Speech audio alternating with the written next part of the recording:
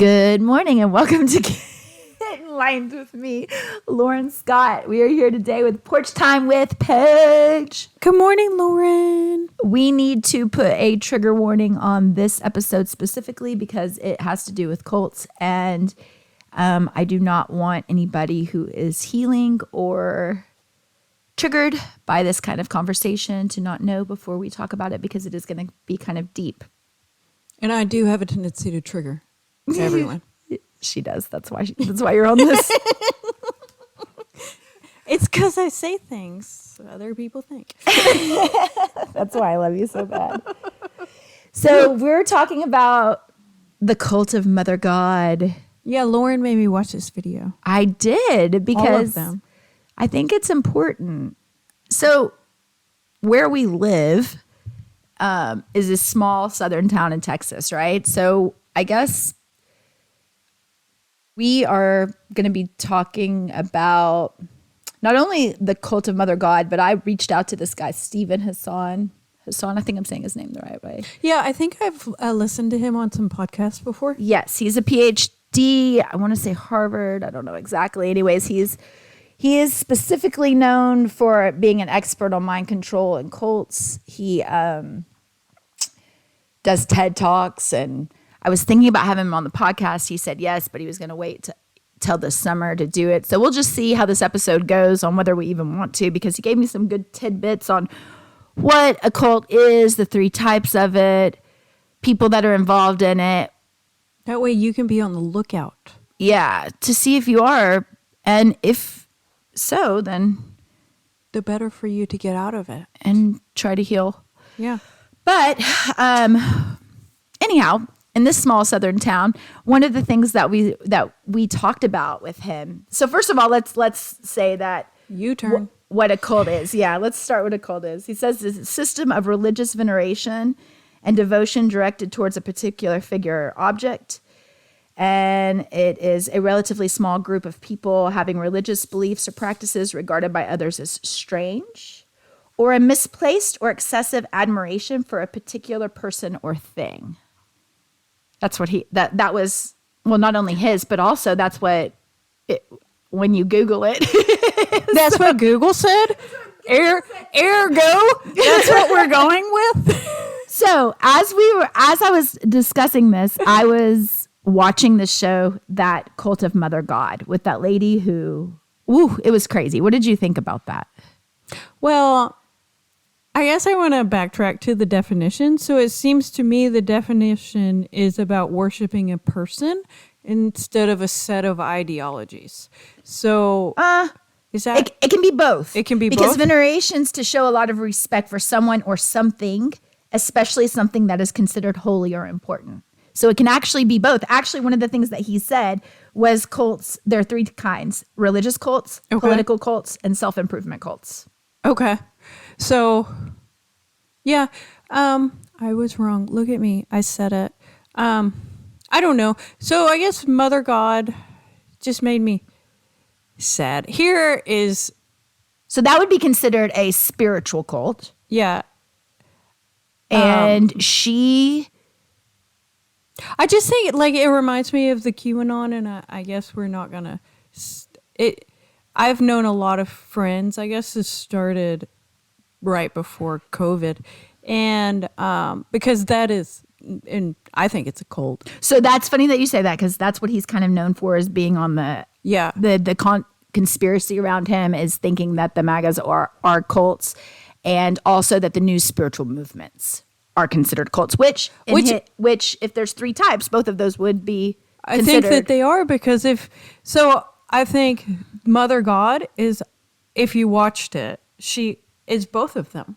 So they start off in a cult of self-improvement, because don't they all come in a little bit broken? If I'm remembering this. They're all broken and abused. She said she's God, Mother God.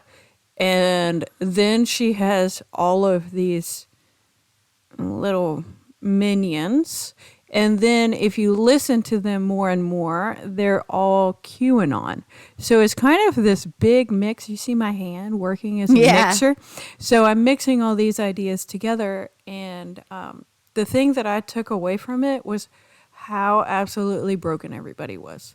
Mental health and the drugs. And yes, and then which goes right into my biggest issue with the spirituality movement and the New Age movement, quote unquote, is those. I mean, there's extremists in everything, right? Which I think that's the reason why we have religious, political, and self-improvement. Yeah, because you get in anything that you do, you get an extremist behavior. There is fringe, and the fringe ruins everything. Yes, with the Mother God specifically, it was the admiration for a leader, them thinking that they were going to be taken by aliens, like that she was going to go up and do aliens, and then the drug usage, and then the control.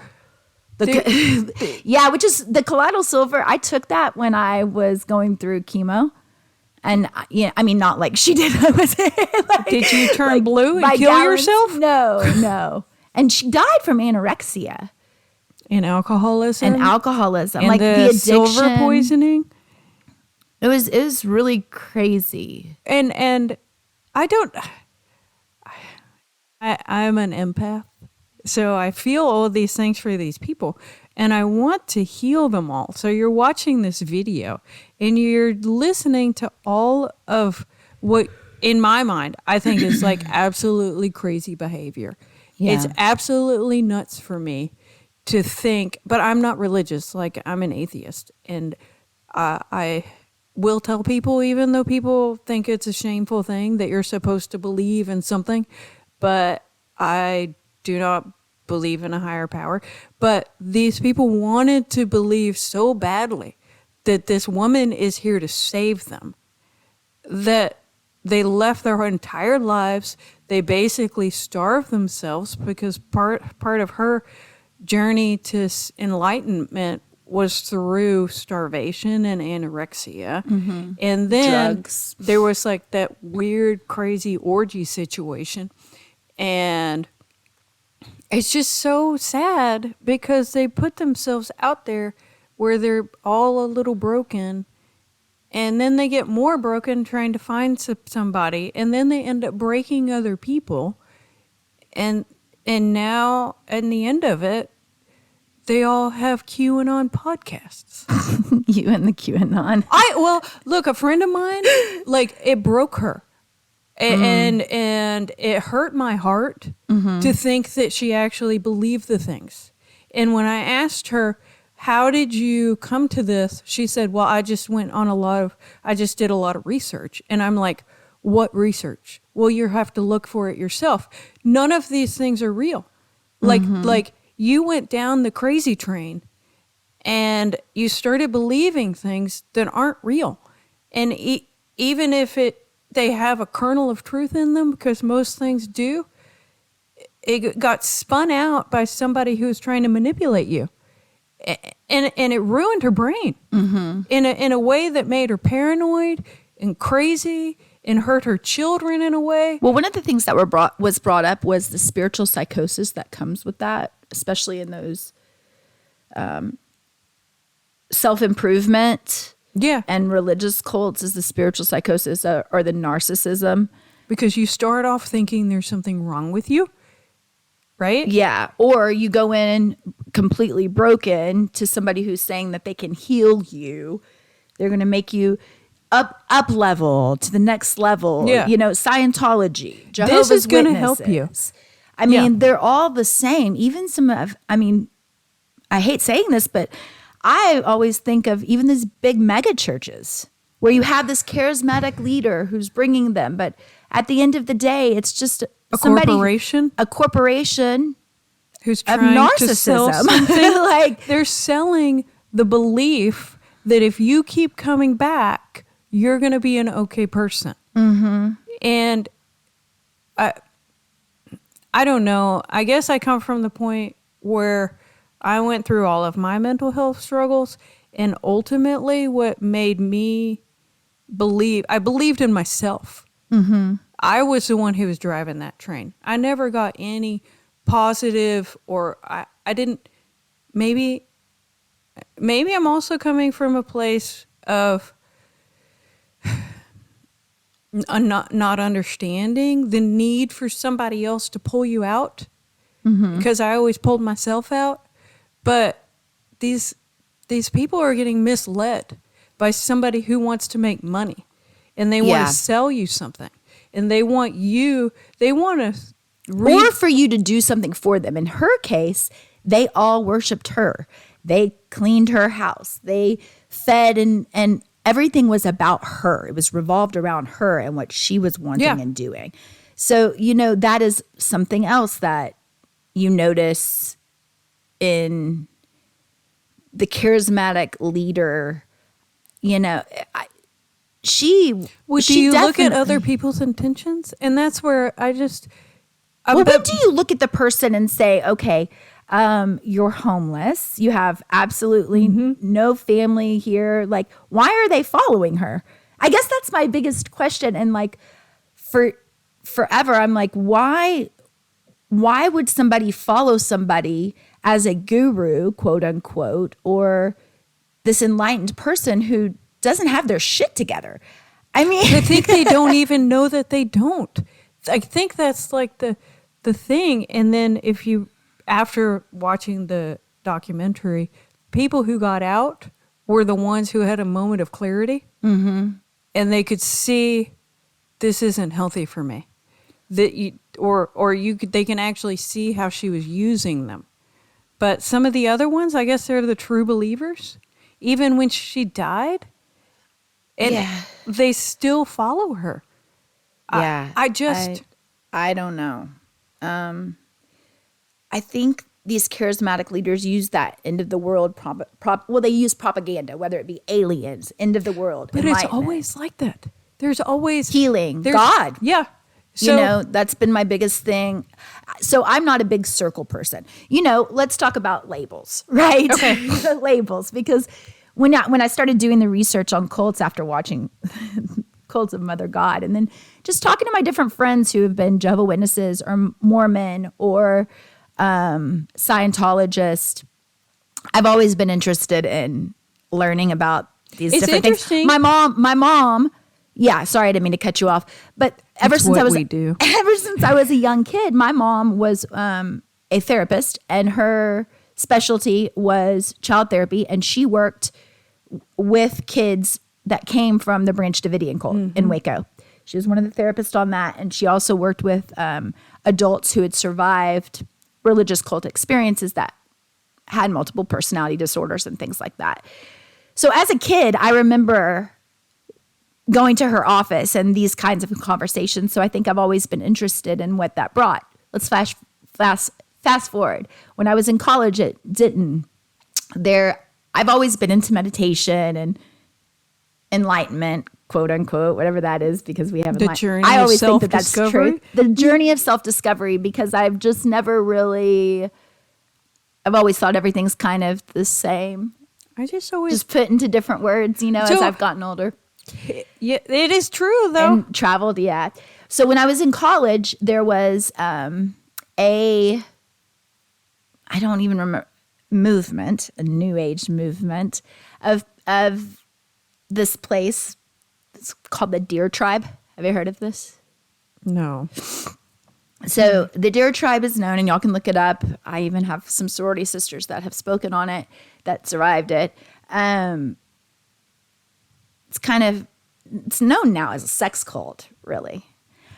But at the time, it just gave me the heebie-jeebies, and I grew up with my grandparents being full-blooded Indians, so I've always wanted to respect, the shamanism. And when I had started talking to my grandparents in college, culturally appropriating other people's religions? Yes. Well, they're like they consider themselves like a Native American shamanism. Which I have a friend who's like a medicine woman, and the things that she tells me, I've never experienced them, but I can't say that they aren't real. I mean, I talk to a crow, so like I'm not here to judge anybody. I talk to the wind. And I think I'm probably considered a witch by some because I like nature and work with all of the elements. I mean, labels, right? Yeah. So I had this big problem because I liked the whole meditation part of it, but As I got into it, my cousins were like, "Oh, our family had sued the guy that like brought it forth, that had tried to say that it came from the Lakota and Cherokee tribes and blah, blah, blah, blah." And then when I had the studio, I had somebody who wanted to carry that on. And I immediately said no, because my cousins were like, "Are you kidding me? You cannot have that at your studio." And, anyways. So also known as a cult, anything that exploits you and your feelings in any kind of circle time could be considered a cult. So I don't do circle time. I guess I'm considered a solitaire. I don't know what that means, but I pretty much dislike most people. It's where they go and they talk about all of their problems, and then they try to heal each other. And then they try to heal each other through it. But this particular cult in particular has a lot of really weird things that you have to do, like steps, kind of like Scientology. You know how like you have all these steps that you have to complete to be an enlightened, and then you get beamed off of the planet, and then you are I mean, I didn't. Sorry, I'm not a part of it, so I can't do your own research on that one. But that is kind of what it reminded me of while I was watching this, was that particular instance when I was in Denton and I started doing the research on it. It reminds me of any therapy where you go to a group. Any group therapy, if you're in your little circle and you're talking about your problems, and then somebody else tries to talk about their problems, and sometimes just some mutual understanding that you're not alone. Yeah, I think that's good. I think I think if you resonate with that, that doesn't mean that you're in a cult. No, I think it's when you start. Are there drugs involved? I don't know. I wasn't. Yeah, I don't know. I wasn't a part of it. I do want to bring on my friend who she speaks on it like all the time, because I think she when they start trying to get you to do things you don't want to do, I think that's whenever it makes you uncomfortable. It makes you uncomfortable. Watching the Cult of Mother God made me extremely uncomfortable. Well, they completely isolated them from their whole homes, and then no, I'm not going to say that. But, well, and like the lady who went and she ran away, and then she was starting to feel really bad about herself. And then the next thing you know, she's being starved to death. And then she said something about her going to a pizza parlor because she was never allowed to eat. Like, those are warning signs. Yeah, red flags. Massive red control. Flags. Warning sign. If the people try to tell you you're a bad person, that's a red flag. Yeah. Yeah. I don't know. So with the label situation, would we label everything as a cult? I mean, not everything, I guess, because then what? You just throw everybody in a pile and say any religion. But I think there's any self-help group. I don't think that's true. I think there's like, if you take it to the extreme, if your whole life becomes revolved around this self-help group and you can't see the negative in the self-help group, then I think that's the problem.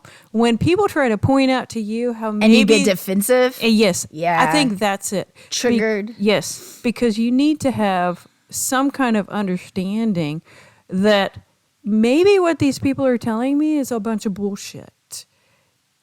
And I think that you can resonate with something that somebody's saying without putting them on a pedestal like a guru. Yeah, I don't do that to anybody. Like, I don't hero worship anyone. At all. At all. Because we are all humans and we are all fallible. Even people who are super rich, super famous, super this, super that, they're still people and they're still fallible. And that's why I'll take and listen to what they have to say, but I never worship anybody. Yeah, me neither. I mean, I guess I worship God, higher self, higher being. I worship myself. I don't believe in that. So, I mean. Well, I believe God is in with all of us. I don't really quite know if it's a man in the sky. Yeah. The way that others think I just try to be a nice person and go through life. And I try to share kindness, love, sarcasm. And then at the end of the day, we will live on within other people's memories. Yeah. That's what I believe. I think that's beautiful. That's how I live too. I mean, But maybe I'm not so extreme with anything. I guess No. like I kind of just find the things that work for me. But you also can point out when maybe this isn't real because you think about it enough to say, yes. I agree with this part of this, but not that part of that. So One of my biggest things about like quote unquote circle time in the spiritual world is that I never really wanted to lead that because I think that a leader should help you. I wrote this down. This is what I said. Leaders don't heal. They lead you to heal yourself in healthy ways. But aren't we circling back to where you're the one in control? You're the one healing yourself Yes. instead of allowing somebody else to heal you? Yes. So for me to be like this guru type person, that has just never been my thing. Is never. I don't even want to be somebody's best friend. First of all, I don't like being around that many people's energy. I don't I'm not even kidding. Like people are like, you're my best friend. Whoa, whoa, whoa. Whoa, whoa. Yeah. Whoa, whoa. Don't think that I'm going to be the you're one. my best friend. You BBFF forever. But there is something about it because if you're somebody's guru, they think that you're going to solve their problems. Yeah, and we're not here to solve everybody's problems. No. We're not here to solve anybody's problems but our own. Yeah, and you need to, and maybe your guru walks you through the path of solving it yourself. Yes, I like to help. I like to help people who are starting their own businesses or like that kind of thing. That doesn't make me a. That's why life You're coach a and business coach. yes. It's hard for me to even coach. I like to coach you to make the right choices for your life and your business. I do not want to be your guru. But they are separate. Do not put me on a pedestal. Yeah. I'm the same as you. I've either done it before or we're doing it together. Yeah. But see, I think a guru needs somebody. This is what somebody said. So narcissism. Yes. So they were talking about how does the preacher need to be there to help the congregation, or does the preacher need to be there because he needs the congregation to help him? This is where the difference is. Are you part of the base who's propping up somebody else, or is he helping you? I think it's a completely different kind of thing. But let's say this. I was even in a sorority, and I was in this. Yeah, go team. But the sorority I was in doesn't have any hazing, and I know people are like, but you need to be hazed. But I was always the one where I'm like, you're never going to treat me that way. So the thought of going into some kind of like cult where somebody's going to put me down so they can build me back up is not something I could ever be in. Yeah. Agreed. And maybe that's what circle time does. Yeah. Well, I don't know about that because I think that circle time, for kind of like what you said, I hate even saying that these circle times are even anything to do with it. But I think that in the spiritual world, those that are in it will understand what I'm saying. The circle times, you're either actually in a circle like talking about each other's situations, or you have that one person who's like, let me help you because I've. So this is what we're saying, that we can go back to. Is a congregation helping one person, or is one person helping the congregation? Well, yes. And one of my friends talked about, Lauren, is it really a cult if I'm trying to say it the way that they did it, and I don't think that I can possibly say it. We can't do everyone justice. Well, is it really a cult if it's not considered if there's not considered a leader? But do you have a cult of like ideologies? Well, then that's what I was going to say. You go right into, well, yeah, because I mean, so okay, it says it's a system of religious veneration and devotion directed toward a particular figure or object or a relatively small group of people having beliefs or practices regarded as strange, or a misplaced or excessive admiration for a particular person or thing. So thing would still be the same as a person. I heard this. So would that be Buddhism? It would be considered as a cult because you're. But can't you take everything to a bad point? If the cult is bad, if the cult is when you don't listen to anybody else tell you, if the cult is, I'm not going to listen to any criticism on any of these things, because Is that when you think that it's, or is that when we think that it's considered quote unquote a cult? When is it abjectly harmful to you, but you do it anyway? Yeah. Boom. Yeah. So I listened to these podcasts, and one of them was talking about there's like a sniff test to see if people are actually critically thinking about their political beliefs, or is it just a canned response? So basically, you can be a cult in any political party. If I ask your one view on one thing, and from that one view, I can dictate all the other views that you're going to have on that one side. Then you're in a cult probably, because you haven't thought about it. But if you actually think about all the things, you can see how both sides have value. And maybe even saying, I can look at the other side of the aisle and I can say, I don't particularly agree with your perspective. However, I can acknowledge the fact that you have the right to say that, because it is coming from a logical standpoint. If you don't have the ability to do that, you're probably in a cult, because you don't even think the other person's view has a right to exist. I like that. That's deep and right. See, when I talk to the wind, this is what we talk about. Well, you know, one of the things that I was so worried about opening, this is circling back to the small southern town. Yes. There's one quote unquote mega church, you know what I mean, out here that everybody goes to, and it says we attract the broken or Something broken people. Too. Yeah. And when I opened up the yoga studio, I was so worried because we were putting Crystal Store with it, and just people's generalized vision of yoga, especially not ever having a yoga studio out here, that they would think of it as evil. It's very myopic. I will tell you that me and my partner at the time worked very, very, very hard to separate the two and to make it, this is about yoga.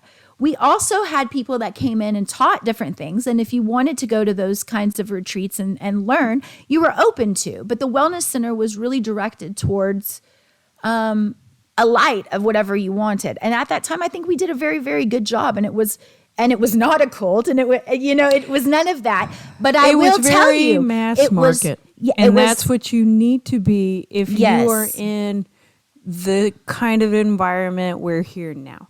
I'm not saying that the other things cannot coexist. But people still, to this day, will still think that yoga or yoga studios or anything that they do not understand, they label it as a cult. It's a lack of comprehension. And you know what? You could have a cult. Bikram had a cult. There was a cult of Bikram, and Bikram would violate people. And that's why they don't call it Bikram yoga anymore, and that's why they call it hot yoga. Yeah, that is so speaking of cults, that's one of the things that we talked about with Heather. So everything can be taken to the dark place, right? You just have to, while you're there, if you're walking that path and somebody gives you some kind of hinky feeling, you need to listen to your hinky feeling, because they're probably grooming you in some kind of way to get what they want from you. And you can't walk into anything thinking this is going to be perfectly safe, because you see all of these hippy dippy weirdos, which probably I am one too, and you think, well, they're safe. They're not going to judge me for my weird beliefs. Yeah, they fucking will too. They will. And they're going to take advantage of you too. And they're probably going to guide you down another weird path. And you just have to be mindful, because everything can go bad. Yeah. There's my life lessons. Life lessons. If you want to know what goes on in my, everything can fuck up. Ball of flames. Well, here, let's switch this up. Well, then would a coven be considered a cult? If you take it bad, if it's not, if you only worship If one person has one voice, if the whole group has one voice and nobody else's voice is allowed to be spoken, then yes, I do.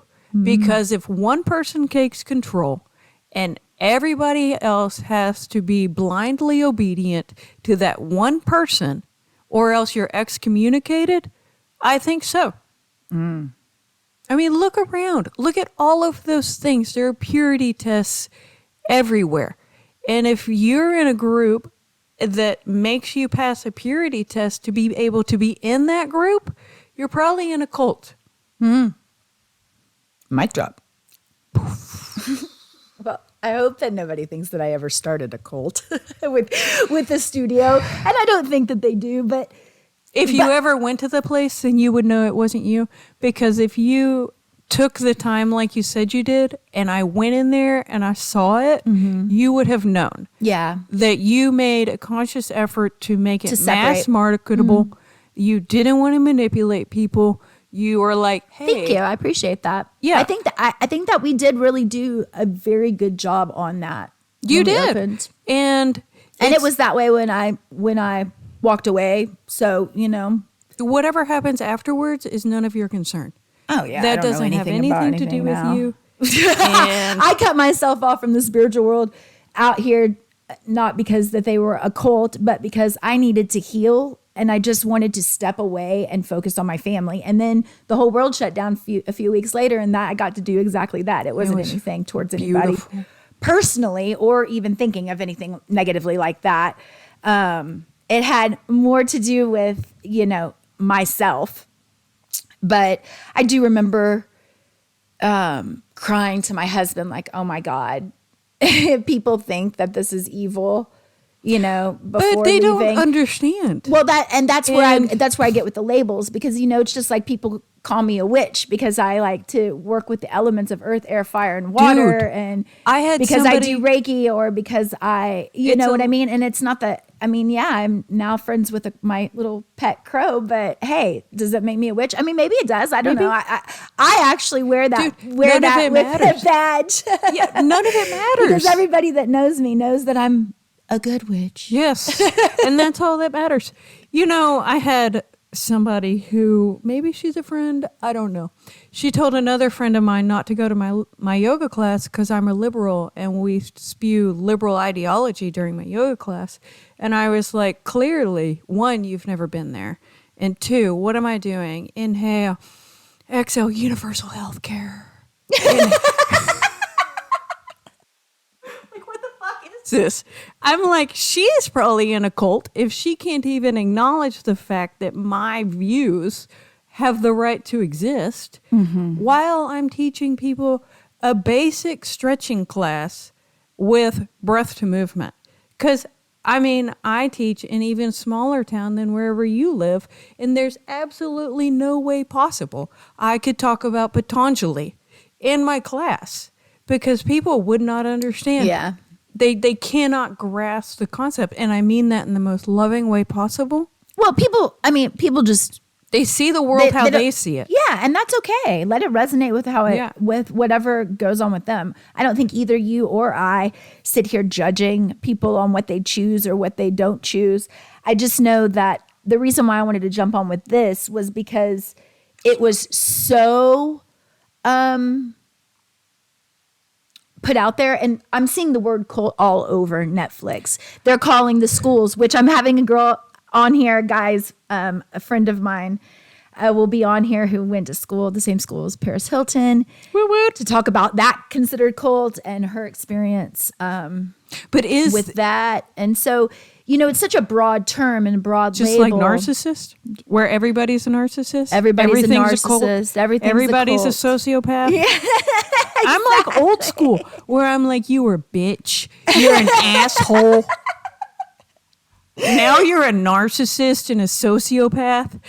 Yeah. So when do we stop with the labels and just call it for what it is? I always do that. I mean, me too. But what is the mainstream? What do you want? Clicks and likes? Although I So, do what gets you a have click? PTSD. Well, according to my therapist, Thank goodness. I have PTSD from narcissistic abuse.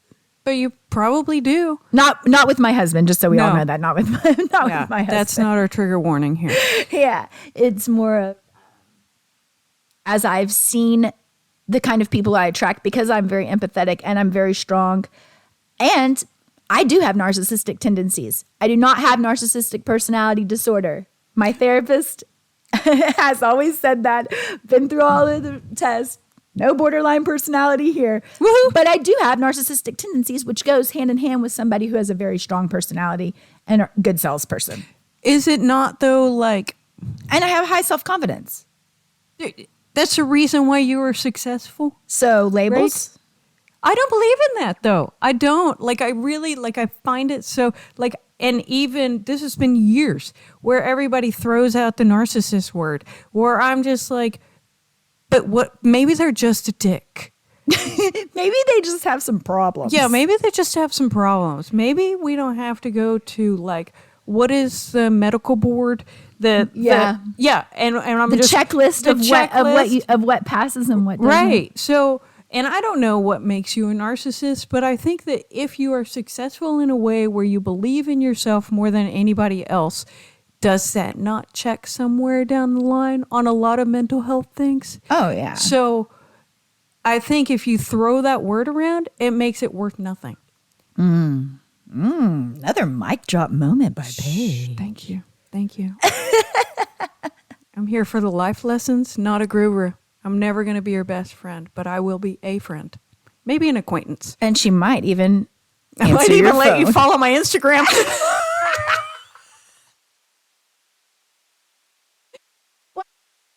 Hey, anybody's experiences either. I'm not here. no. We're not here to downplay. This is Enlightened Conversations because we're having a conversation on the truth and I did the tell a pinpoints friend of it.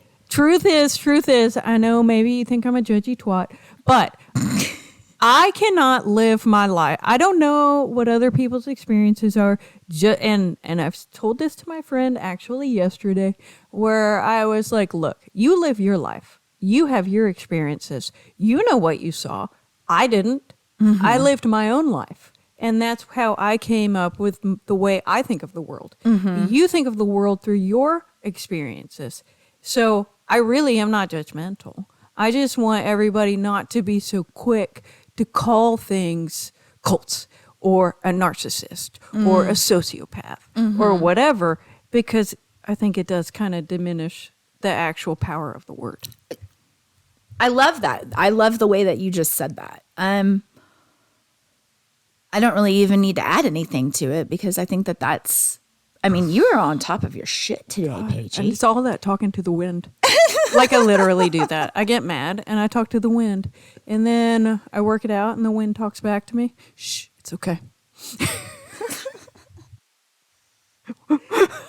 Well, world, I hope you liked our whole talk.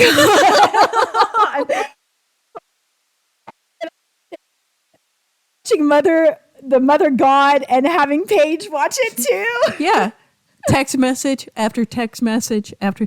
But I did it because I love you. I was going to have Gabrielle on, but she actually did a podcast. It's gone completely viral. So if you want to hear her story, go on over.